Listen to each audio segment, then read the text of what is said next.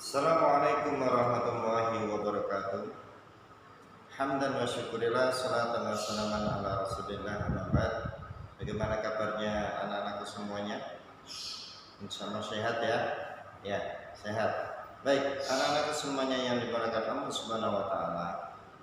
Untuk pertemuan pada pagi kali ini, karena di situasi yang tidak memungkinkan untuk kita bertemu, maka kita pembelajarannya melalui pembelajaran jarak jauh. Salah satunya dengan cara seperti ini.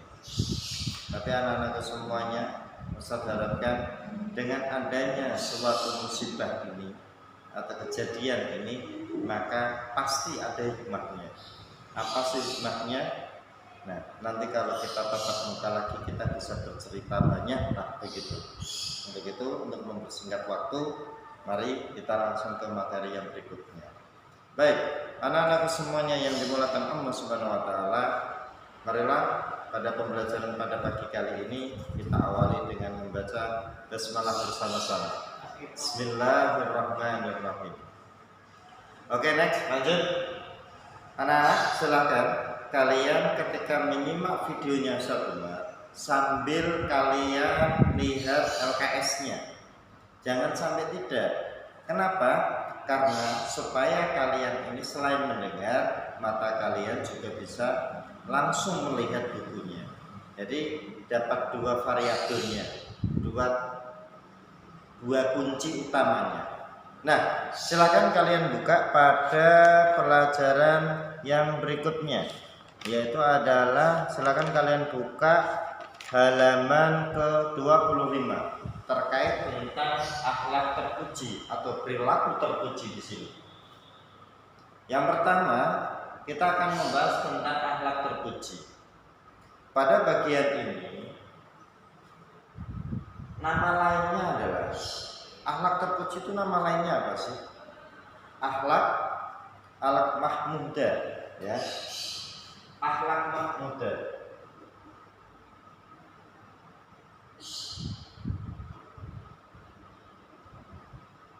Ya, akhlak mahmudah, akhlak yang sifatnya baik. Ada akhlak kan ada dua, akhlak tercela dengan akhlak terpuji. Akhlak mahmudah ada juga akhlak madmumah. Jadi akhlak yang terpuji ini sifatnya kita dituntut untuk memperbaiki setiap harinya. Nah, salah satunya apa sih? Yang pertama adalah gemar membaca. Ini tugas kalian ya. Berarti ya, gemar membaca. Anak-anak, terkait tentang gemar membaca ini, Ustadz itu kalau mendengar sebuah cerita, mendengar sebuah kisah nyata yang terjadi di daerah Malang, tepatnya di daerah Jawa Timur, dia itu kata-katanya itu sangat indah. Apa sih kata-katanya? Kata-katanya adalah rangkaian, kalau kamu ingin menaklukkan dunia, ingat, menaklukkan dunia, maka satu-satunya cara adalah membaca. Nah, ini sesuai dengan dasar Al-Quran kita pada surat Al-Alaq yang diturunkan di Gua Hiro. Ketika Nabi kita kholwat atau merenungkan diri begitu ya di Gua Hiro dengan Abu Bakar, kemudian Nabi kita mendapatkan wahyu yang pertama kalinya, yaitu adalah surat Al-Alaq. Ini. Jadi ketika kalian ingin menguasai dunia, maka satu-satunya cara itu adalah dengan cara membaca. Membaca. Terus pertanyaannya begini, saya punya pertanyaan. Apa? Saya bilang begini. Pertanyaannya, ketika orang buta bisa enggak untuk membaca? Kalau orang buta, yang namanya orang buta itu kan fisiknya. Tetapi kita orang buta itu kan pasti punya kulitnya, kan begitu. Maka sekarang sudah ada yang namanya buku atau bahkan Al-Quran yang berbentuk huruf braille.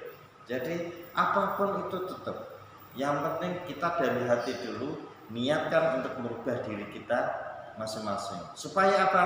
supaya kebodohan yang ada di diri kita ini, di dalam diri kita ini akan terkikis sedikit demi sedikit. Maka kunci utamanya adalah membaca. Kamu ingin hafal Al-Quran, pasti membaca dulu. Kamu ingin pandai pelajaran apapun, pasti membaca. Ya, jangan disamakan dengan yang lainnya. Kita secara normalnya saja. Nah, begitu. Nah, surat Al-Alaq ayat 1 sampai ayat 5 yang berbunyi Iqra bismi rabbikan ladzi khalaqal insana min 'alaq Iqra wa rabbukan akram. Nah, perhatikan di sini. Iqra, kalimat Iqra di sini. Ya. Kalimat Iqra. Nah, kalimat Iqra dari kata qara'a. Dari kata qara'a.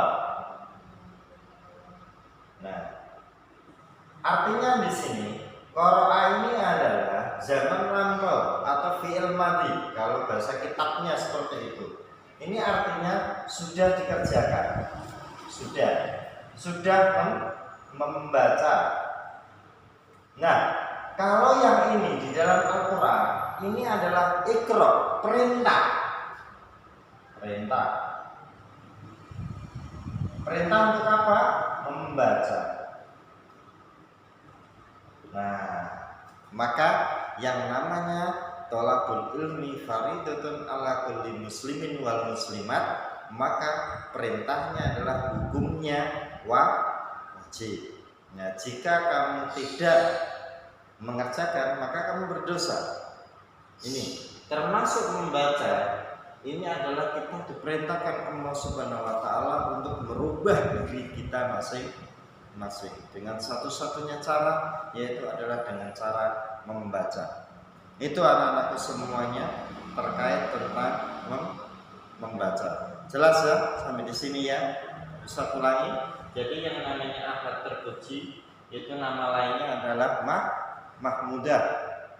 Kemudian salah satu akhlak yang terpuji di sini kita membahas tentang gemar membaca, senang moco. Nah, senang moco di sini dasarnya itu adalah di surat Al-Alaq ayat 1 sampai ayat ke-5. Asbabun nuzulnya atau turunnya surat Al-Alaq ini bagaimana kisahnya, nanti ketika kita memiliki waktu yang sangat panjang untuk bertatap muka, baru kita bisa menerangkan lebih banyak. Begitu ya anak-anak semuanya. Ini terkait tentang gemar membaca. Yang kedua yaitu adalah pantang menyerah. Ini yang kedua, pantang menyerah. Jadi ketika kalian ingin menginginkan sesuatu, maka jangan sampai kalian menyerah. Contohnya begini, saya kepingin mendapatkan sepeda dari orang tua saya. Terus orang tua saya bilang, "Hele, nak kowe iso ranking loro, ranking 1 sampai ranking 10 diantaranya itu, engkau kowe tak tokoke sepeda anyar Grace." Nah, begitu. Maka selama 1 semester ini, 1 tahun ini, kita bersemangat untuk belajar. Supaya apa? Walaupun tujuan kita itu mendapatkan sepeda, tapi lihat perjalanan untuk mendapatkan sepeda tersebut. Maka delala kowe pas-pasane pengambilan rapot delala kowe ranking 11 kurang siji wae. Nah, hatinya kacau kan, galau kan. Nah, ketika galau ini, maka timbullah rasa yang namanya itu adalah rasa untuk semangat pantang menyerah. Wah, aku kali ini gagal, tahun besok saya tidak boleh gagal. Nah, begitu. Itu artinya pantang menyerah. Jadi kegagalan ini adalah suatu keberhasilan yang tertunda. Tanamkan itu anak-anakku semuanya. Kegagalan atau ketika kalian ini belajar kurang paham, maka jadikan sesuatu ini adalah pemahaman yang tertunda. Artinya apa? harus kita kejar terus, artinya harus kita belajar terus. Maka dari itu di dalam surat Yusuf ayat 87 bisa kalian lihat di buku LKS kalian di situ, ya. Di situ dikatakan bahwasanya wala ta'asu min rauhillah, dan janganlah kalian pantang menyerah. Al-Quran saja menyebutkan secara gamblang seperti itu. Maka kita ini sebagai umatnya Nabi Muhammad SAW, jangan sampai kita ini sampai melakukan perbuatan yang pantang menyerah. Contohnya apa sih, yang pantang menyerah? Gampang. Contohnya itu satu, bunuh diri. Jangan sampai kalian melaksanakan kegiatan tersebut atau bunuh diri. Negara yang paling banyak penduduknya, tingkat kematiannya dengan cara bunuh diri itu hanya di Jepang. Nah, perhatikan, bisa kalian lihat di YouTube. Di Jepang itu negara yang memang betul-betul banyak tingkat kematian dari sektor bunuh diri. Yang kedua, Korea Selatan. Ini juga banyak terjadi bunuh diri di situ. Maka kita ini sebagai kaum mukmin yang kuat, jangan sampai kita melakukan perbuatan-perbuatan seperti itu. Gagal sekali, terus kita lakukan. Gagal sekali, kita terus lakukan. Contoh yang kalian kenal, Albert Einstein, atau penemu telepon atau penemu siapapun, dia menemukan sebuah penelitian seperti itu ribuan kali, bahkan itu jutaan kali kegagalannya, tapi karena dia pantang menyerah, maka Allah memberikan rahmatnya. Itu aja non Islam, apalagi kita, ya dah, selaku orang Islam yang dicintai Allah Subhanahu wa taala. Maka pesannya Ustaz Umar, sekali lagi anak-anakku semuanya, gemar membaca, pantang menyerah, ini salah satu kunci utama untuk meraih kesuksesan. Demikian anak-anakku semuanya yang dapat Ustaz Umar sampaikan. Kita sambung di lain next yang berikutnya, yang insya Allah semoga tidak di masa pembelajaran jarak jauh. Begitu ya.